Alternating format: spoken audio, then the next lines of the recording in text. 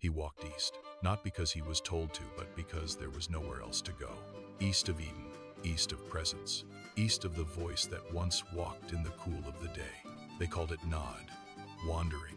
That is what exile truly is, not chains, not flames, not thunder from heaven, but distance, a silence where something once was.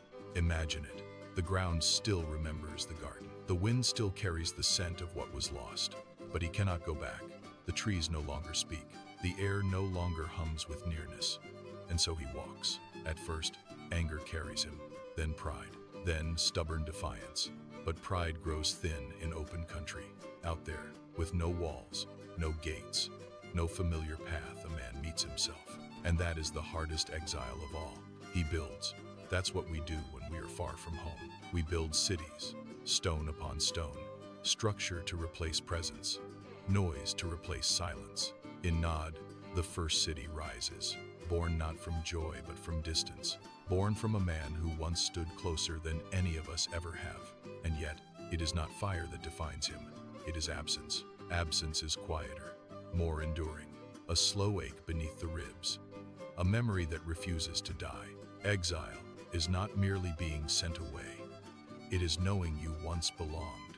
And perhaps this is why Nod still feels familiar. We have our cities, our towers, our systems and signals. We build higher each year, and yet something in us keeps walking east, searching, restless, because exile leaves a mark.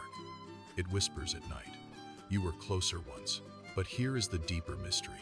Even in Nod, life continues. Children are born, fields are planted, civilization unfolds. The story does not end at exile. It deepens, for exile does something strange to the human soul. It teaches longing, and longing is the beginning of return. The land of wandering is not the end of the story.